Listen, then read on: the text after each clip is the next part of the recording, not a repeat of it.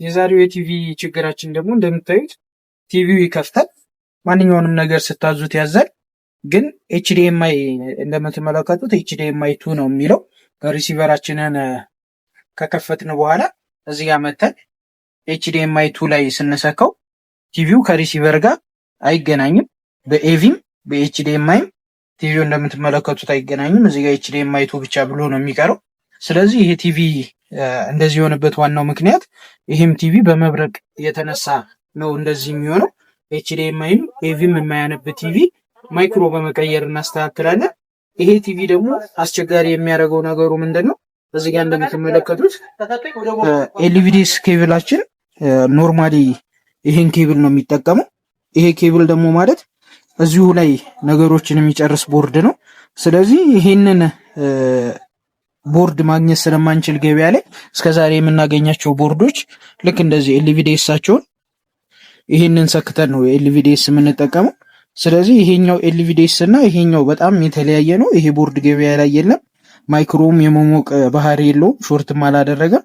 ግን ከኤችዲኤምአይ ግን ከኤቪም ጋር ስለማይገናኝ ይሄ ዩኔስኮ የሚለው የማይክሮ ስም ነው። የዚህኛውም እንደምትመለከቱት ዩኔስኮ ነው የሚለው። ስለዚህ ይሄንን ማይክሮ ከዚህኛው ላይ በመቀየር ምን እናደርገዋለን? እናስተካክለዋለን ማለት ነው።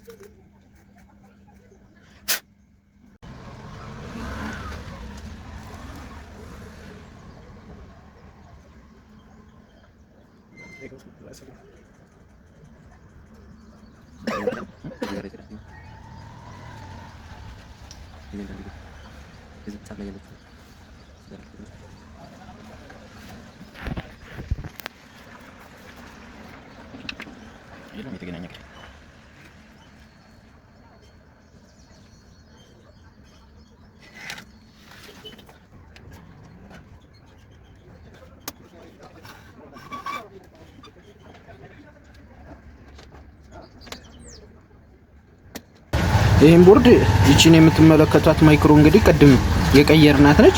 አሁን ደግሞ ቲቪውን እንሞክረዋለን። ይሄን ቲቪ ስንሞክር ደግሞ ችግሩ የነበረው መጀመሪያ ኤችዲኤምአይ ያለ መስራት ስለነበረ ይሄንን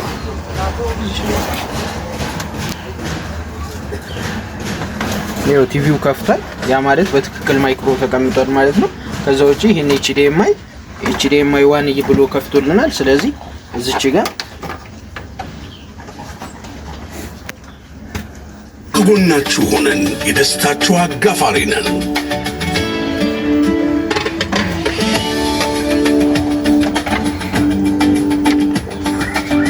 በመውሊድ ተምሳሌትና አስተምህሮት በልባዊ መተሳሰብና መረዳዳት መልካም በዓል ይሁንላችሁ።